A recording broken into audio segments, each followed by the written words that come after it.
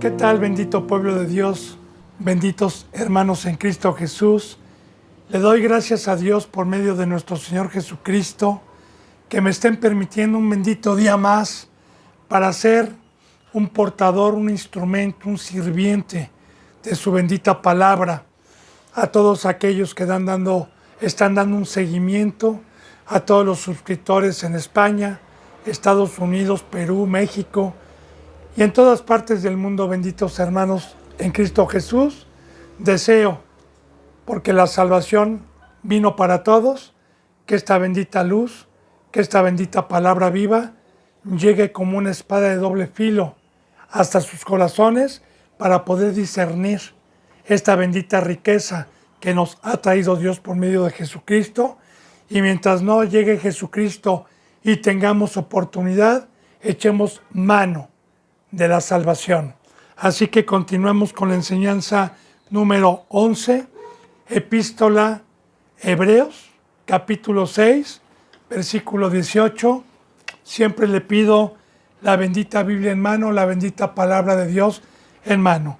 Así que Dios, con su misma bendita palabra, como vimos en el versículo 17 el día de ayer, nos está dando a los de fe, con esta bendita palabra viva, la esperanza de que sus promesas son inmutables, como lo veíamos ayer, que Dios con juramento le propuso una esperanza a Abraham, ya como una sombra de lo que iba a venir, y que de igual manera Dios, por medio de Jesucristo, ante su ley, este bendito pacto que es inquebrantable, a todos aquellos que tomaron su cruz, a todos aquellos que sacrificaron la carne, a todos aquellos que sacrificaron el egocentrismo y dedicaron sus vidas a la cruz, dedicaron sus vidas al negocio del Padre.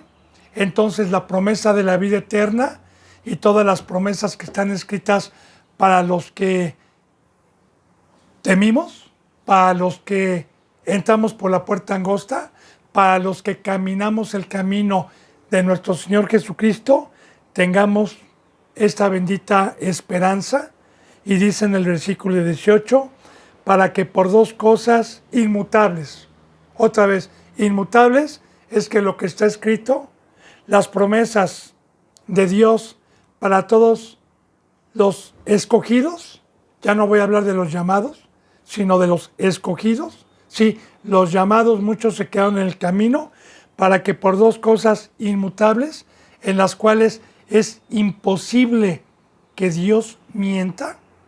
Por eso, no nada más estamos hablando de la esperanza de la vida eterna, sino estamos hablando que la bendita palabra de Dios es veraz, es verdad, que no hay una sola mentira, que es imposible que Dios mienta en las profecías, tanto en las maldiciones como en las bendiciones. Es por eso que yo hago, por ejemplo, una observación aquí de muchas profecías que hay, pero una como la que vimos en este capítulo 6, apenas ayer o antier, no recuerdo, pero fue creo que ayer, que es imposible que los que una vez fueron iluminados y gustaron del don celestial sean renovados. Y yo le dije, hermano, yo no le deseo mal a nadie, no, yo no tengo el juicio, es Dios el que está escrito y es imposible que mienta, su palabra es inmutable, por eso debemos de andar con temor, por eso debemos de andar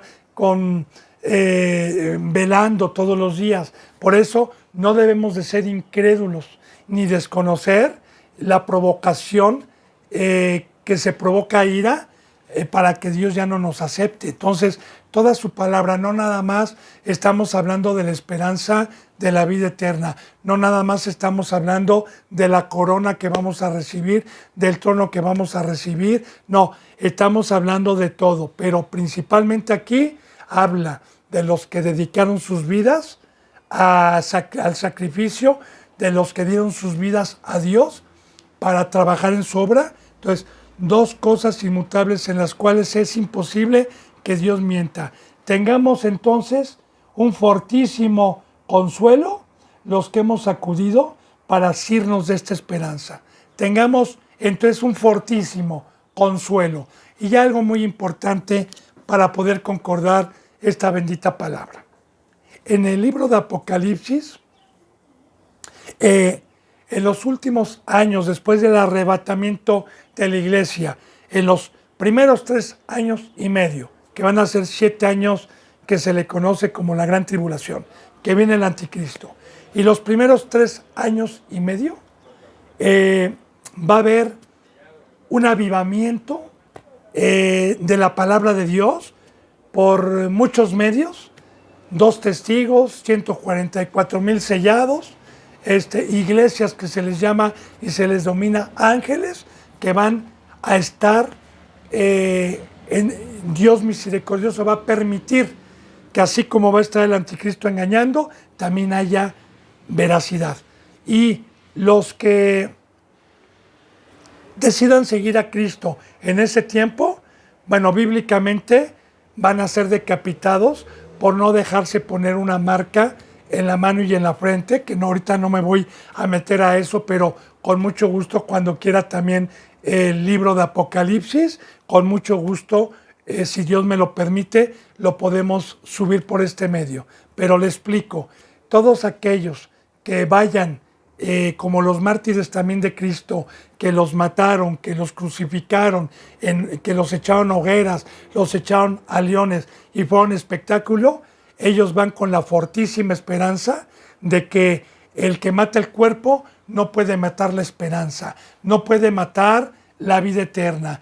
Todos estos cristianos que han padecido, todos estos cristianos que han cargado con la cruz, todos estos cristianos que han sacrificado y estamos recibiendo afrenta según las épocas que nos ha tocado, tenemos el consuelo de que nosotros, Dios no es injusto para olvidar la obra y que su palabra es inmutable. Nos consuela saber que la oposición, el sufrimiento que muchas veces tenemos porque el mundo nos aborrece, tenemos el consuelo del yelmo, que el yelmo es precisamente el estar en todo momento esperando a Cristo Jesús, pensando en el reposo eterno, una vez que terminó nuestro trabajo, como lo hemos visto aquí, de los que hemos acudido para asirnos de la esperanza. Porque quiero decirle, bendito hermano y bendita hermana, que ponerse viene de hecho en Efesios, el yelmo de la salvación, claro, toda la armadura, pero los que estamos en todo momento pensando en este bendito premio, en este galardón, estamos con temor de no perderlo, estamos con temor de ganarlo. Le pongo un ejemplo, una parábola para que podamos entender bien esto.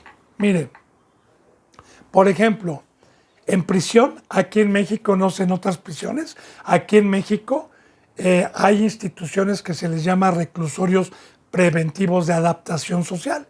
Entonces, una persona, por ejemplo, que es primodelincuente y va por secuestro, por robo, etcétera, entonces tiene la esperanza de que si estudia, de que si termina una carrera ahí adentro, de que si presta servicios para la institución de pintar, de barrer, etcétera, tiene la esperanza de que le van a reducir años, tiene la esperanza de volver a ver a su familia y no se mezcla con los que no tienen esperanza, que se la pasan drogándose, se la pasan buscando pleitos, se la pasan de vagos, ¿verdad? Porque los que tienen la esperanza, pues están con temor de ver a sus familias, con temor de no perder su libertad.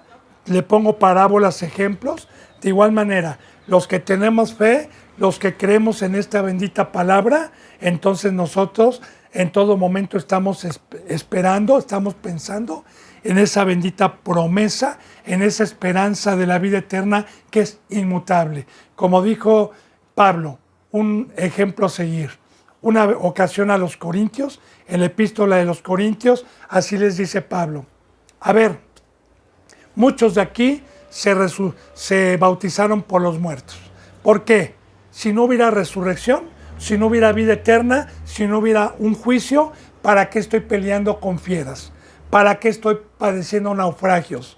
¿Para qué estoy padeciendo hambres? Peligros de los de mi nación, peligros de los gentiles, desnudez. ¿Por qué estoy peleando y por qué estoy exponiendo mi vida a cada momento por Cristo? ¿Por qué no dejo de predicar la verdad? Porque si no hubiera resurrección de los muertos, mejor comamos y bebamos. Como dice también en Romanos, ¿verdad? Que el que confiesa que Jesús murió y resucitó será salvo. Y claro, bendito hermano y bendita hermana, el que cree que Cristo Jesús resucitó es porque tiene el yelmo de la salvación, es porque tiene la esperanza viva, es porque el cristiano que verdaderamente no lo dice de labios para afuera, sino con hechos, porque el cristiano verdadero que sabe que va a haber una resurrección y va a haber un juicio, no practica el pecado y está practicando el amor con gran temor, sabiendo que las promesas de Dios son inmutables. Dice, entonces nosotros nos asimos, nos fortalecemos con esa esperanza puesta delante de nosotros, a los de la fe. Recordemos, ¿se acuerda que le dije que Romanos, que Gálatas y que Hebreos hablaba de la fe? Hablaba de creer en lo que no se ve. Y bueno, aquí está, bendito hermano y bendita hermana, que Dios no es hombre para que mienta, ni hijo de hombre para que se arrepienta. Tanto en las maldiciones como en las bendiciones, la palabra es inmutable. Dice en el versículo 19, la cual tenemos como segura y firme ancla del alma que penetra hasta dentro del velo. Ahora bien, aquí está otra vez hablando de la fe, la cual esta bendita palabra, esta bendita promesa de no desampararnos, de guardarnos y de luego, una vez que trabajamos aquí los 6 días, vamos al 7º día a reposar, tenemos como seguro y firme ancla, fíjese bien, ancla del alma. Muy importante los ejemplos que pone Dios, bendito hermano y bendita hermana. Recordemos que Dios nos habla con parábolas y que el mar, bíblicamente, como simbolismo, representa el mundo. Y el viento lo representa Satanás, que hace la tempestad y hace las olas como él quiere. Que precisamente los que están en el mar son un instrumento del diablo. Pero, bien, aquí está esperanza, un ancla. Usted sabe perfectamente bien, y los que no saben le voy a explicar lo que es un ancla. Generalmente los barcos, lanchas y barcos, para encallarlos, así se llama aquí en el castellano, aquí en México. Encallar es que cuando se van a parar en algún lugar y no se va a usar el barco por 2, 3, 4, 5 días, un mes, se avienta un ancla que es como una especie de flecha de fierro, grande, muy pesada, que se avienta al fondo para encontrar rocas abajo y que se ancle, y que precisamente el mar y el viento no se pueda llevar el barco de arriba porque queda anclado. De igual manera también la fe, el poder de Dios, la esperanza nos mantiene anclados en este mundo, en este mar agitado, como dice en Judas, porque en Judas pone el ejemplo del mar, pone estas refiriéndose a los falsos cristianos, dice, estas son ondas fieras de mar, manejadas por los vientos y estrelladas que espumean, porque ya ve que cuando las olas del mar son azotadas contra las piedras, espumean, dice, su propia rabia para el día del juicio. Pero aquí la corriente del mundo, los vientos, Satanás, el ancla del alma, el no dejarme mover por las seducciones de Satanás, es tener puesta la mirada en el galardón. Como dice en Colosenses capítulo 3, versículos 1, 2 y 3. Así lo dice. Que si verdaderamente resucitemos, pongamos la mirada puesta en las cosas invisibles, pongamos la mirada puesta en las cosas que no se ven. tengamos la mirada puesta en las cosas de allá arriba, y así, claro que ese es el ancla, ¿verdad? La esperanza, porque yo le digo, bendito hermano y bendita hermana, aquel que cree que va a haber un juicio y que hay un dolor eterno, una perdición eterna, un fuego eterno, y que Dios es justo para retribuir a su creación, porque Él es el hacedor y nadie puede altercar ni cuestionar a Dios. Y Él ha decidido en su palabra que todos los que tuvieron y pisaron el planeta Tierra y se burlaron y no quisieron dar sus vidas para la obra, van a ser al lago de fuego, y los que creímos y tuvimos temor y creímos en ese juicio y creemos en las bodas del Cordero, en una ciudad celestial, en un que se va a enjugar toda lágrima, y bueno, en todas las promesas de la vida eterna, entonces esa es nuestra ancla, que Dios no es hombre para que mienta, ni hijo de hombre para que se arrepienta, y que nosotros tenemos la esperanza, los que estamos en la cruz y lo hemos dejado todo, como alguna ocasión le dijeron los discípulos a Cristo: Señor, nosotros lo hemos dejado todo. Bien, dice entonces, la cual tenemos como segura y firme ancla del alma. El alma es la sangre, para consagrarla a Dios y no dársela a Satanás. Recuerde que el alma es nuestra vida. Y aquí hay dos campos: o le doy mi vida al diablo, con todas las seducciones y con toda la mesa que tiene y con todas las distracciones, o le doy mi alma y mi vida a Cristo Jesús. Pero claro que necesito la fe para estar anclado y para que no me lleve la corriente. Entonces dice, tenemos y que penetra hasta dentro del velo.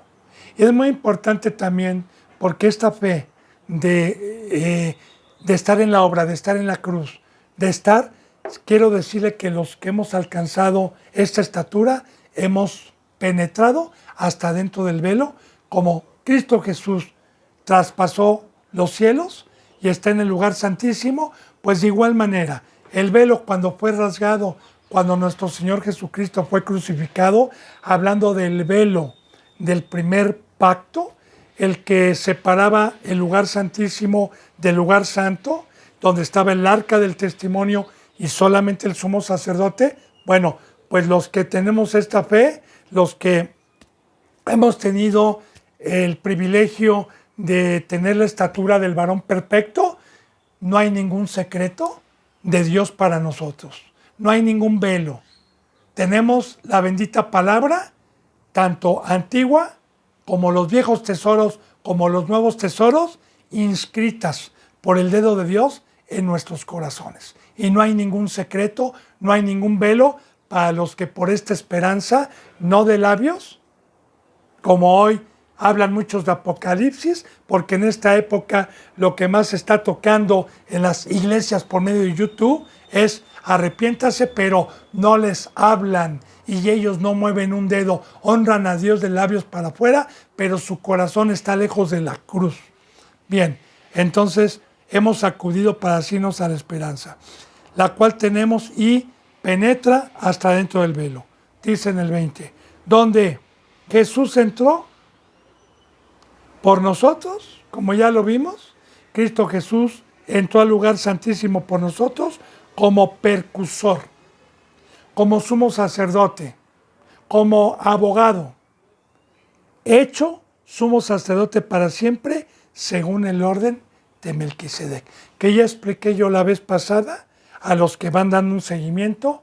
Melquisedec en el Antiguo Testamento, en el Génesis, en los tiempos de Abraham, en los tiempos de Sodoma y Gomorra, ¿verdad? En el rey de Salem, sin genealogía, que claro que vino primeramente con un orden Dios, Cristo Jesús, para preparar la llegada de Cristo Jesús. Pero Jesús ya estaba en el orden de Melquisedec. Primero el primer pacto y luego lo verdadero. También el orden de Melquisedec lo podemos ver de esta manera, como cuando Cristo Jesús hizo el primer milagro en las bodas de Caná, que el mayordoma o el maestresala, cuando probó sin saber el agua convertida en vino, dijo: este vino es de lo mejor, cualquier hombre saca el primer vino, el mejor vino al principio y deja el peor para el último. Pero tú hiciste al revés. Así que de igual manera, el primer vino representa la sangre de los machos cabríos que no trajo que no quitó el pecado del mundo, que no trajo la perfección.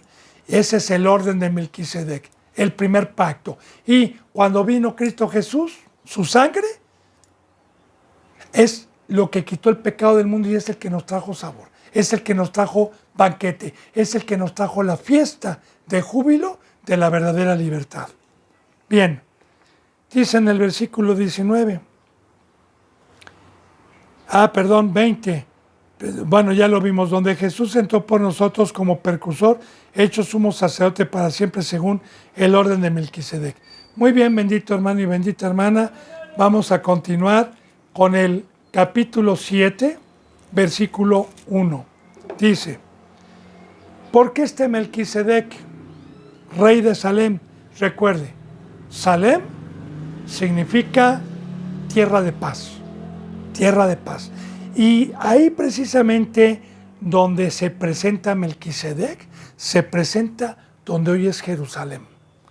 Rey de Salem, que cuando vino Cristo Jesús, vino a ser rey de paz. Cuando Cristo Jesús vino como una sombra de Melquisedec, dijo, yo soy la paz.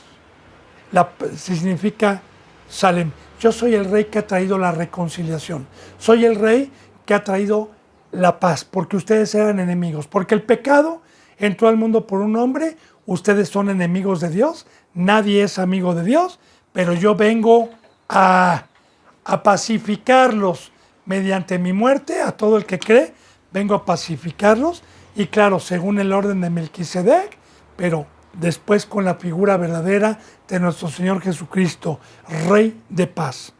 Y dice, fíjese bien, sacerdote del Dios Altísimo. Ponga mucha atención.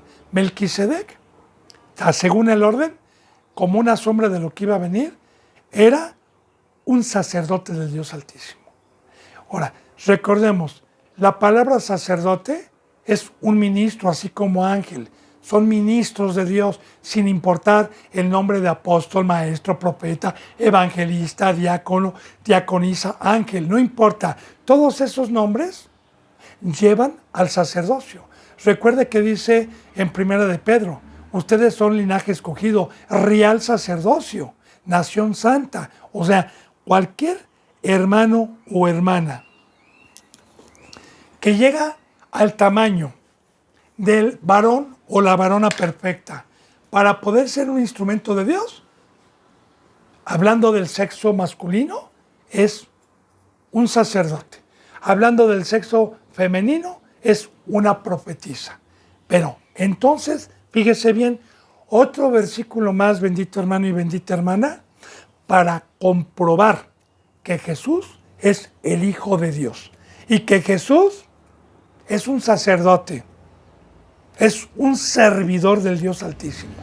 Es un ejemplo que Dios nos puso a nosotros y que es digno de seguir sus huellas y es digno de habernos dejado el camino como sacerdote del Dios Altísimo. Ahora, primeramente con Melquisedec, según el orden, aquí dice sacerdote del Dios Altísimo que salió a recibir a Abraham.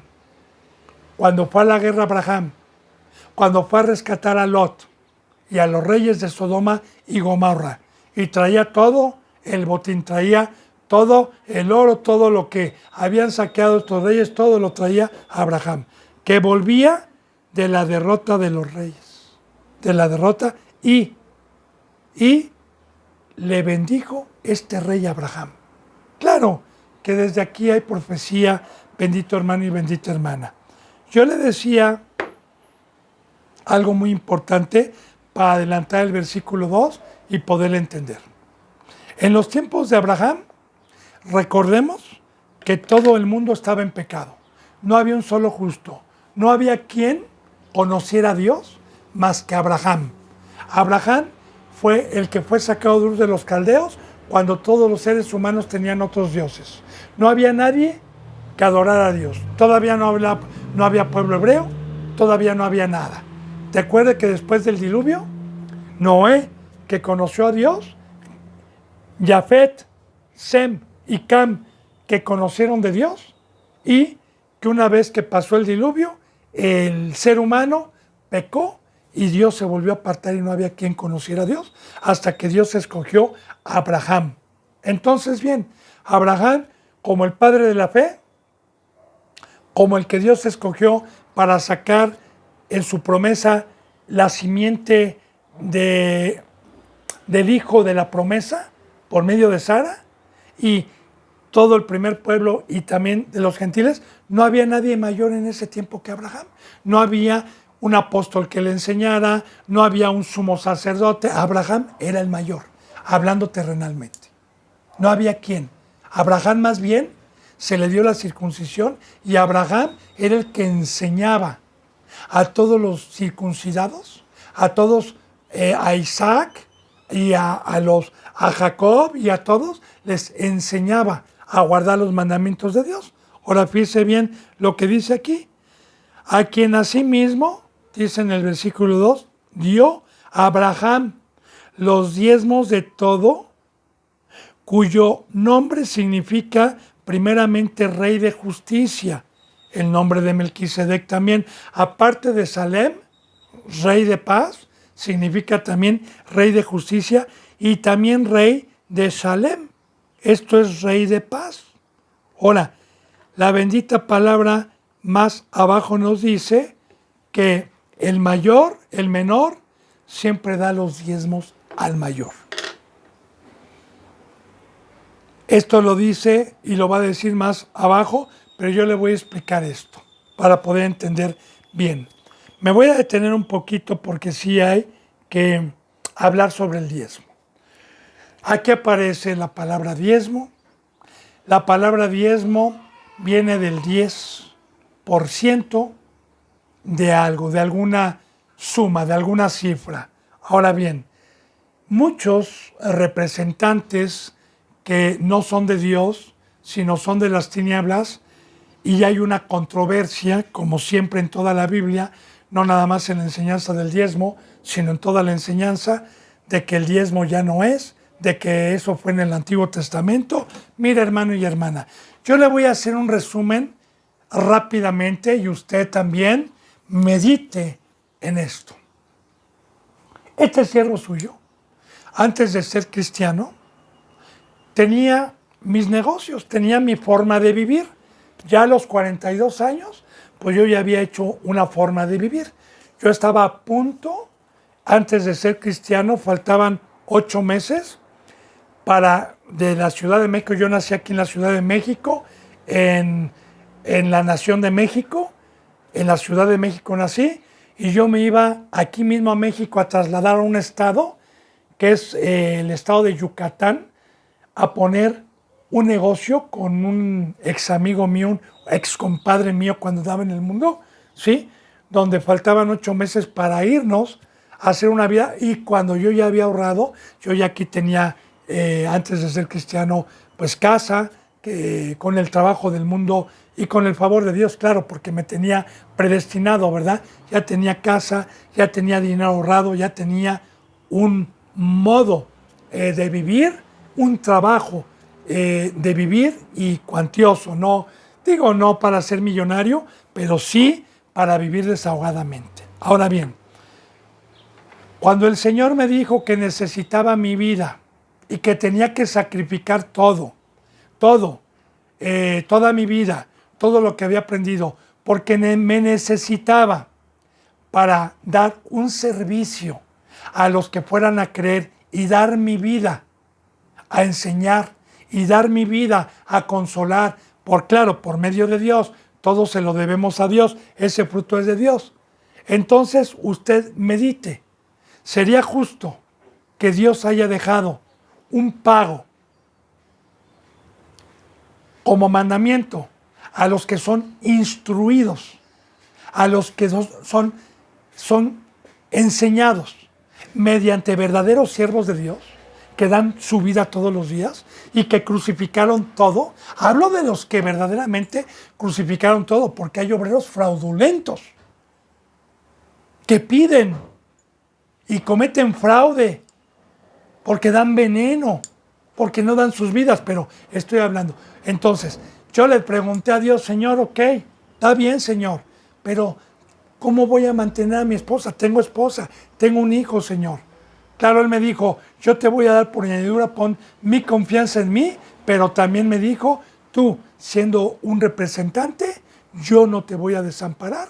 Y entonces viene el mandamiento del diezmo a todos los que son enseñados, que es de lo que perciben por cualquier medio, sea de un trabajo, porque ya le dije que cuando viene una persona no se le quita el trabajo, luego no, va creciendo espiritualmente hasta que por voluntad propia poco a poco se vaya apartando de lo que no es y también se vuelve un sacerdote y tenga que sacrificar todo. Pero mientras son enseñados, mientras en ese proceso van, pues tienen que participar a los que enseñan la palabra del 10% para que puedan vivir.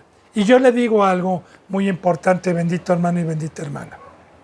Para la gloria de Dios, desde que Dios me ha permitido a mí el sacerdocio, el dar la palabra, que ya son 7, 8, 9, 10, 11, 12, voy ya para 15 años, voy para 16 años de dar un servicio.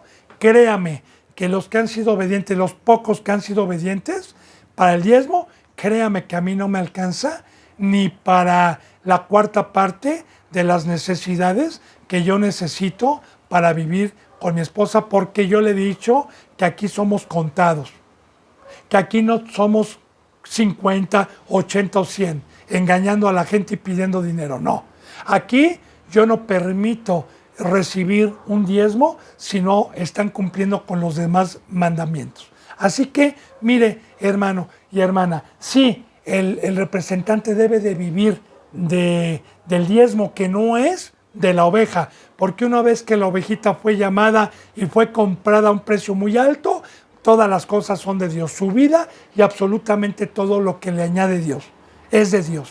O sea, ni siquiera el dinero que yo tengo es mío.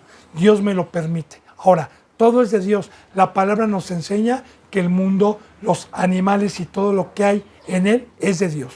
Así que Dios únicamente de lo que es suyo pide el 10% de lo que le añade a alguien para probar, a ver si verdaderamente cumple, no con ese mandamiento, sino con todos los mandamientos. Bien, entonces yo le doy este testimonio que Dios me envió con pura gente pobre, con pura gente humilde, que muchos, pues ahora sí que a mí, mire, le voy a decir, a mí me llegaron a diezmar hasta 2 pesos. Así se lo digo, hermano. Así, gente obediente que iba a vender sus dulcecitos que no había vendido, que había vendido 20 pesos y le daba pena. Le digo, no tengas pena, pena es pecar, hijo.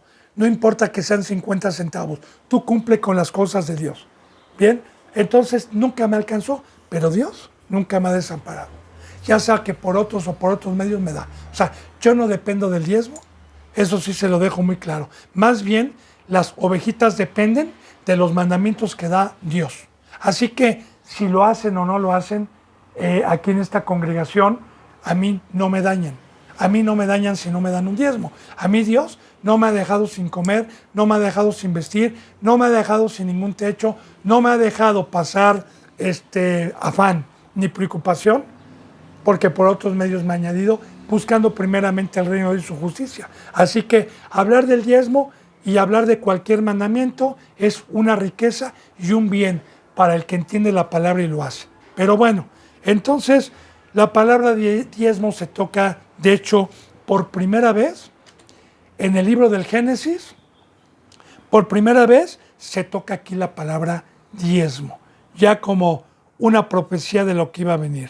Ahora bien, a quien asimismo dio a Abraham los diezmos de todo lo que traía, de todo el botín. Dice, cuyo nombre de Melquisedec también significa primeramente Rey de Justicia. Ahora, Cristo Jesús es el camino. No se le conoció pecado. La palabra justicia, hermano y hermana, significa tener los mandamientos de Dios y practicarlos. No transgredir ninguna ley de la que está escrita para los que tenemos acceso al pacto. Uno de ellos fue nuestro Señor Jesucristo cuando se despojó de sí mismo y se humilló tomando forma de siervo. Jesús se hizo acreedor a los mandamientos terrenales como cristiano, como primogénito, para dejarnos un legado pero sin pecado. Entonces, se le llama Rey de Justicia porque Cristo Jesús no se le conoció pecado. Y también ya le dije por qué se le llama Rey de Paz. Y también Rey de Salem, esto es Rey de Paz. Porque Él nos vino a reconciliar mediante la cruz, mediante la sangre, con su Padre.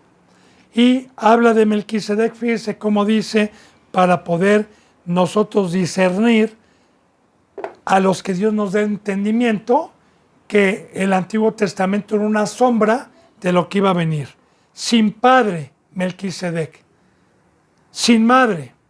Sin genealogía humana. O sea, usted se fija en la bendita palabra de Dios y cada miembro, cada siervo que Dios escogió para su obra, como David, como Salomón, como Jeremías, todos ellos tienen una genealogía y como Sem, Jafet y toda su descendencia tienen una genealogía. Como las tribus de Israel, las 12 tribus, tienen una genealogía. Pero Dios nunca dejó genealogía de este rey que era una sombra de Cristo Jesús. Que ni tiene principio de días, fíjese bien, ni fin, ni principio de días, ni fin de vida, siendo hecho semejante al Hijo de Dios. Aquí está, semejante, como una imagen. Recordemos, y lo vamos a ver más adelante en Hebreos, que el Antiguo Testamento era una imagen, una sombra de lo que iba a venir con imágenes para que viniera lo verdadero. O sea, que Cristo Jesús estaba profetizado con el rey Melquisedec también, como una imagen, como una sombra. Recuerde que en toda la bendita palabra, en todos los libros del Antiguo Testamento, siempre está profetizado. En los 39 libros del Antiguo Testamento, siempre está profetizado nuestro Señor Jesucristo. Y una de tantas profecías es mediante la imagen de Melquisedec. Dice, hecho semejante al Hijo de Dios, y dice, permanece sacerdote para siempre. Entonces, ya está hablando de Cristo, porque recuerde, nada más hay un sumo sacerdote hoy, no hay dos. Y es uno el que entró al lugar santísimo, no son dos. Entonces, está hablando de nuestro Señor Jesucristo. Amén. Y ahorita que le toqué muy brevemente, bendito hermano y bendita hermana, lo del diezmo, quiero decirle también que puedo darle una enseñanza con 150 versículos, tanto del Antiguo como del Nuevo Testamento, para tocar que en este nuevo pacto el diezmo es de Dios y es un mandamiento que se debe de enseñar, que sí, yo le digo, en las congregaciones es lo primero que enseñan en la mayoría. Hay otros que dicen que no, que el diezmo no, pero roban por otros medios. Hacen mercadería, son también millonarios. Nada más es para engañar. Pero los que predican diezmo, diezmo, diezmo todos los días y no predican la cruz, también se enfocan nada más a ser obreros fraudulentos. Pero cuando quiere usted la verdad sobre el diezmo, recuerde, soy un sirviente de Cristo. Ahí están mis teléfonos, ahí están mis contactos. Y yo sin dudarlo, termino yo, por ejemplo, Hebreos, y si hay una petición, con una que haya, una petición de cualquier tema o de cualquier libro, ya sea del Antiguo o del Nuevo Testamento, que quiera que demos, yo he tocado el Nuevo Testamento porque sé que estamos en la apostasía, porque sé que no puedo tocar ahorita mucho Antiguo Testamento, porque más bien es para despertar en amonestación y volver a cristianos engañados a la verdad. Bueno, Entonces dice en el versículo 4, consideren es meditar, consideren pues cuán grande era a quien aún Abraham, el patriarca, dio los diezmos del botín. Y ahorita le voy a explicar, porque ya no le expliqué completamente lo del diezmo, a quién se le debe dar el diezmo, hasta llegar a esta enseñanza. Bien, el diezmo bíblicamente se le da al que es mayor que uno, al que lo instruyó, al que dio su vida por usted.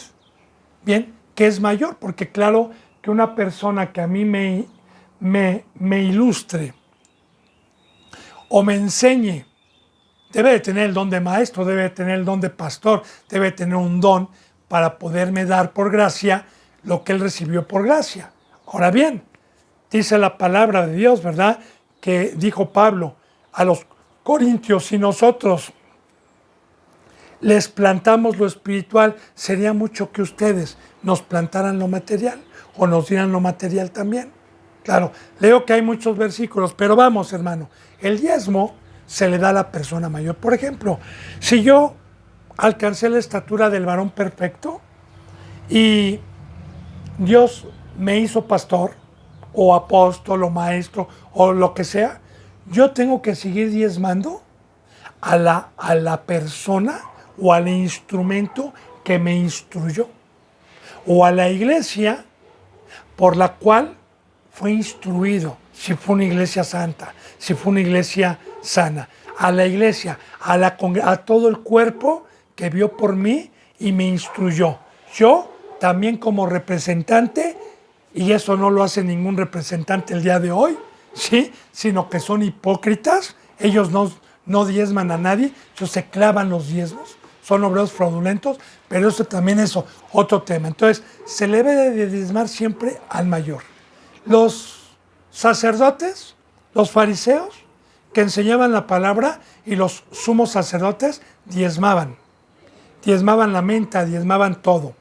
Y quiero hacer una pausa aquí para darles un testimonio, bendito hermano y bendita hermana, de que lamentablemente, pues en la iglesia, en donde Dios me llamó a mí, ¿verdad? Que ya le dije que fue Fundación Emanuel, y que después que el representante, pues ya tenía, ahora sí que muchísimas iglesias en toda Latinoamérica, porque el representante ya falleció, Jaime Guerrero, que creo que sí fue un hombre de bien. Yo lo conocí o lo vi pocas veces, pero creo que sí fue un hombre sincero, mas no así muchos que torcieron las escrituras.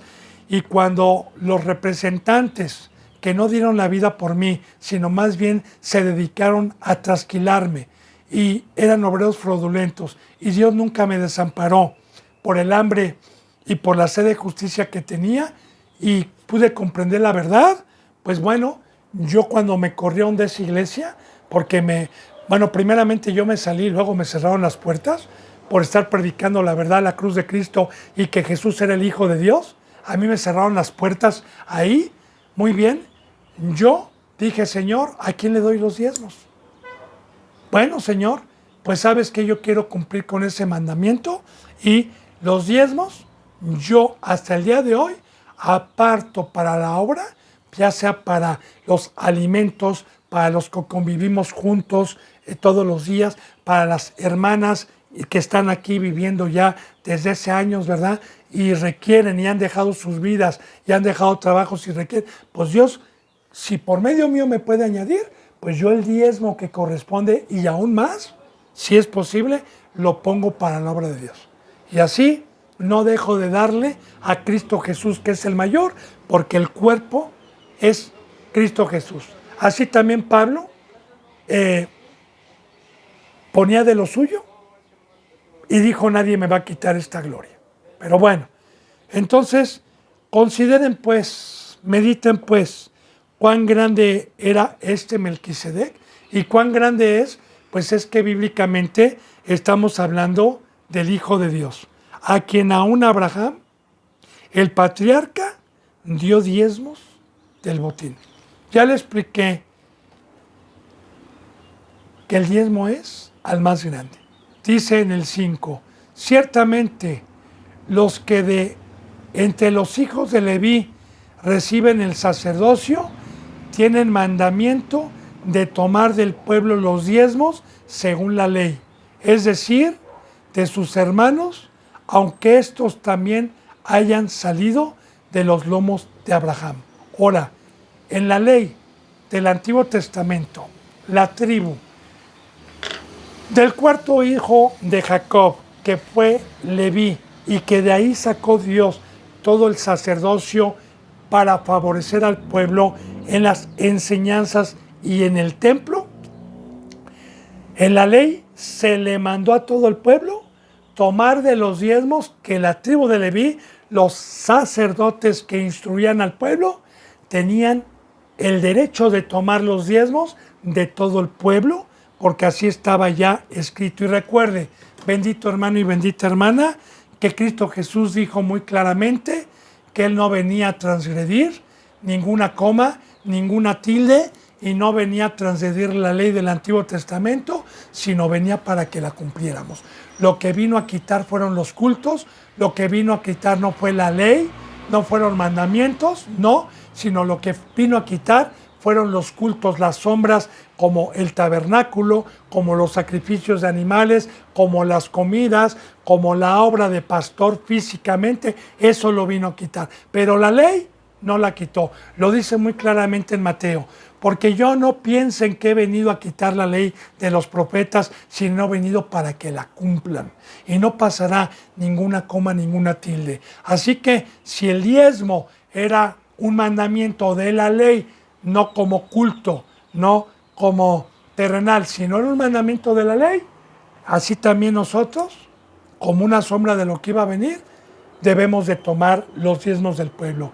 Algo muy importante, bendito hermano y bendita hermana, de lo que yo le vengo diciendo, de que sacrifiqué todo y que yo no tengo trabajo terrenal ni nada. De igual manera, fíjese bien, las 12 tribus, una vez que pasaron el Jordán y en los tiempos de Josué, en muchos años se apropiaron de la promesa de la tierra de Canaán y se repartieron las tierras, por órdenes de Dios dijo que a la tribu de Leví no se le diera herencia de ninguna de las tierras, ni tampoco la tribu de Leví tenía que estar en un lugar concentrado, como las tribus estuvieron concentradas en algún lugar, sino que la tribu de Leví tenía que ser dispersa en toda la tierra de Israel por grupos para enseñar la palabra, y que ellos no podían trabajar ni podían hacer absolutamente nada más que dedicarse a la enseñanza de la ley, a la enseñanza y al cuidado del tabernáculo de la casa de Dios. Y como yo le digo también, cuando yo le dije a Dios, Señor, quiero ser sacerdote, pero ¿de qué voy a vivir? Me dijo, no te afanes. Yo le he dado mandamiento a mi pueblo, a los verdaderos, que te den. Y como estamos en la apostasía, yo sé que muchos no te van a dar, no te preocupes, tú cumple y no te afanes, porque yo soy poderoso para darte por cualquier medio y que no te falte nada. Bueno, entonces así, hermano, ciertamente dice en el versículo 5, los que de entre los hijos de Leví, Leví era la tribu de los sacerdocios, reciben el sacerdocio, recibieron el nombre de sacerdotes, tienen el mandamiento, los sacerdotes tenían el mandamiento de tomar del pueblo los diezmos. Ellos tenían, por eso hoy exigen, los diezmos, sí, tenemos el mandamiento, pero no para exigirlo. No, a nadie se le obliga a hacer los mandamientos de Dios. Nosotros estamos para exhortar, amonestar, redarguir, corregir, y estamos para decir entre el bien y el mal, y estamos para decir cuál es el camino a la vida eterna o al lago de fuego, incluyendo todos los mandamientos. Y uno decide si los practica o no los practica. Yo no voy a obligar a nadie a dar un diezmo ni a hacer un mandamiento que no lo quiera hacer. Bueno, entonces, sí, claro que si alguien está haciendo los mandamientos y ya tiene un crecimiento espiritual, pues yo también le voy a exigir que cumpla con todos los mandamientos, pero le voy a decir otro testimonio. La gente que ha llegado aquí, y eso se lo digo delante de Dios, y yo le digo, bendito hermano, que Dios me castigue si le digo alguna mentira. Yo se lo digo para quitar a los falsos profetas y a los que únicamente están interesados por el dinero. Cuando llega alguien y se bautiza, jamás les he predicado el mandamiento del diezmo. 1 mes, 2 meses, 3 meses, 4 meses, primeramente se les da la leche, que ya lo vimos, primeramente se les habla de la imposición de manos, del juicio final, de los bautizos, de la cruz, de morir al mundo, y una vez que tuvieron un crecimiento, entonces se le meten los mandamientos para no ser piedra de tropiezo. El mismo Pablo lo dijo a los corintios. Y yo, corintios, no he hecho uso de ese derecho que tengo para no ser piedra de tropiezo. Porque en muchas iglesias ya están fastidiados de que cuando llegan el diezmo, las ofrendas, híjole, no hablan de otra cosa más que de eso. Y luego, una vez que ya lo tienen, les engañan con la palabra. Bueno, entonces, el sacerdocio en el Antiguo Testamento tenía el mandamiento de Dios de tomar del pueblo los diezmos según la ley. Es decir, de sus hermanos, aunque estos también hayan salido de los lomos de Abraham. Porque ya le dije por qué. Eran enseñados, no se les repartió tierra, no se les dio herencia a ellos, no podían ser ganaderos, no podían ser agricultores, sino únicamente estaban consagrados para enseñar la palabra y para atender el tabernáculo o bien el templo cuando se construyó el templo. Dice en el 6, pero aquel cuya genealogía no es contada de entre ellos, está hablando de Melquisedec, tomó de Abraham los diezmos y bendijo al que tenía las promesas. Tomó. Ahora, yo le digo, bendito hermano y bendita hermana, meditemos. Melquisedec, siendo un rey, un ser angelical, un ser supremo, ¿necesitaba dinero? ¿Necesitaba el oro y la plata? No lo necesitaba. ¿Por qué los tomó entonces? Como una plataforma, una base de los mandamientos de Dios, de uno de los muchos mandamientos, que es el diezmo. Los tomó, ¿verdad? Y, fíjese bien, y bendijo al que tenía las promesas. Ahora fíjese bien.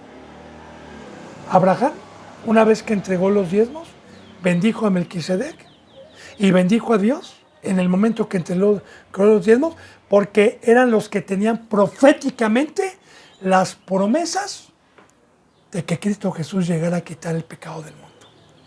Esas promesas que el primer pueblo estuvo esperando al Salvador por mucho tiempo, hasta que los que tuvieron el privilegio de verlo fueron salvos. Dice en el versículo 7, y sin discusión alguna, el menor es bendecido por el mayor. Ahora, y sin discusión alguna, el menor es bendecido por el mayor. Y aquí está lo que le decía, ¿verdad?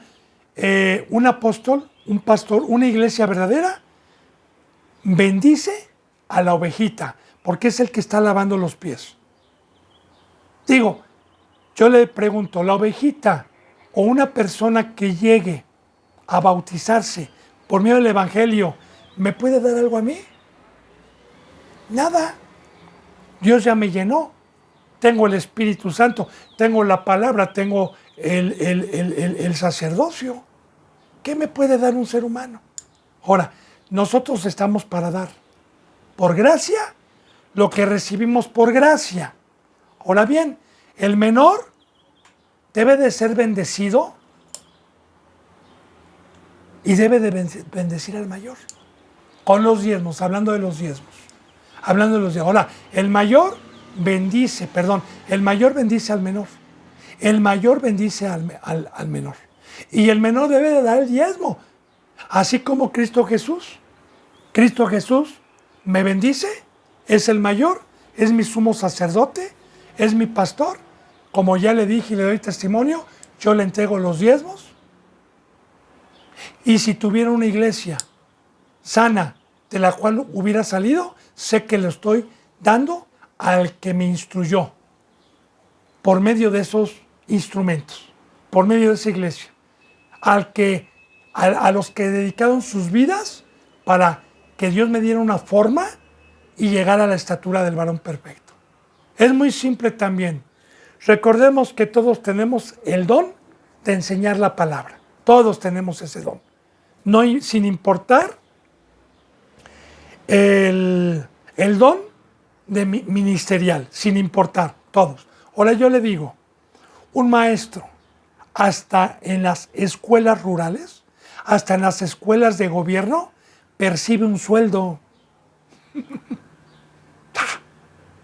¿Cómo no nos va a dejar a nosotros Dios para comer y para vestir si dedicamos nuestras vidas a dar por gracia?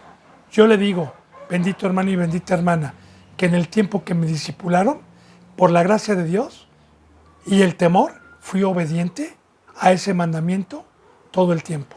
Y nunca dejé de diezmar siendo un discípulo y nunca lo he dejado de hacer siendo un sacerdote el día de hoy. Pero entonces, bien, recordemos, el mayor es bendecido o el mayor bendice al menor. Dice, y sin discusión alguna, el menor es bendecido por el mayor. Así que todos los que son bendecidos, den los diezmos. Y recuerde, esta enseñanza no es para que usted me diezme, porque ni siquiera pongo yo una cuenta para que usted pueda dar. Nunca, aquí jamás ha pedido eso. El día que usted me permita darle mi vida y instruirlo todos los días, y que usted quiera salir del mundo y venirse a preparar, ese día le enseñaré yo más adelante sobre todos los mandamientos. Pero mientras, no soy digno, bendito hermano y bendita hermana, de estar pidiendo que para la obra, de estar pidiendo que para una cámara, para un micrófono, para... No. El Evangelio se presenta gratuitamente. Bien, dice, entonces no lo hago nunca con la ocasión de ser una piedra de tropiezo y estar pidiendo. No, dice en el versículo 8, y aquí ciertamente reciben los diezmos, fíjese bien, hombres mortales, pero allí uno de quien se da testimonio que vive. Bien, ahora, hablando otra vez, ya nos está aclarando de Melquisedec, cuando dice, del que vive, estuve muerto, pero vivo. Cristo Jesús. Cristo Jesús. Ahora, en el Antiguo Testamento, ciertamente los diezmos, recibimos los diezmos, hombres mortales. Mortales es que mi cuerpo va a desaparecer. Pero aquí se habla de uno inmortal, de uno que estuvo muerto y vive, que es nuestro Señor Jesucristo, hablando del orden de Melquisedec. Entonces, recuerde que todo esto que nos está hablando de que Cristo Jesús es sacerdote, es que primeramente, como una sombra de lo que iba a venir, Dios, como una figura y una imagen, mandó a Melquisedec como rey de Salem, como sacerdote justo, ya preparando proféticamente el sacerdocio de Cristo Jesús. Acuérdense que estamos hablando del Antiguo Testamento y Nuevo Testamento. Dice en el 9, y por decirlo así, en Abraham pagó el diezmo también Leví, que recibió los diezmos. Ahora, en Abraham, ya la descendencia, ya una vez que se hizo la descendencia por los lomos de Abraham, pagó el diezmo también Leví. Es lo que le decía. Una vez que la simiente de Abraham se multiplicó en Egipto y salió de Egipto, y Dios tomó a la tribu de Leví, Aarón, y a los sumos sacerdotes como sacerdotes, desde aquel entonces, en todos los siglos, desde antes que llegara Cristo, los sacerdotes pagaban también el diezmo. ¿A quién se lo daban? Lo iban y lo dejaban al altar. Lo iban y lo dejaban a Dios. También Leví, que recibe los diezmos. Entonces, es muy importante porque los sacerdotes recibían diezmos, pero también diezmaban. Y le vuelvo a repetir, el día que quiera que le haga yo una enseñanza sobre esto, con mucho gusto. El pastor y el representante donde usted va, él tiene el mandamiento de estarle diezmando a Dios. Y claro, yo no voy a ir y le voy a decir, Dios, toma, ¿sabe qué es el altar? El diezmo es, de un representante, ya le dije, es para alguien mayor, para alguien que me enseñó la palabra, de una iglesia donde salí. Y si se murió el pastor que me enseñaba la palabra, sí, pero sigue estando la iglesia, hermano. Sigue estando también el pastor, el apóstol, sigue estando el evangelista, sigue estando todo ese conjunto que dio su vida por usted. Y yo recibo diezmo. Por ejemplo, no sé, puedo recibir quizás 200 pesos, por ponerle un ejemplo, ¿verdad? Y de esos 200 pesos, de ese mismo diezmo es diezmo sobre diezmo, porque de ese mismo diezmo yo aparto el diezmo para Dios, que son 20 pesos. Amén. Gloria a Dios. Dice en el 10, porque aún estaba en los lomos de su padre cuando Melquisedec le salió al encuentro. Aún Abraham estaba, y Cristo Jesús, en los lomos de su padre, cuando este sumo sacerdote, como una sombra de lo que iba a venir, le salió a Abraham al encuentro. Y también meditemos, bendito hermano y bendita hermana, porque Abraham representa simbólicamente aquella iglesia que el día de hoy va a libertar por medio del Evangelio, por medio de la palabra, a los que se han llevado cautivos los reyes del mundo, a los que se han llevado cautivos, presos al mundo, Satanás y sus seguidores y las iglesias. Es aquellos varones que vamos por la ovejita, que vamos a rescatar a la ovejita y que vamos a la guerra, a pelear contra Satanás y contra leones, con la palabra, para que por medio de la verdad hagamos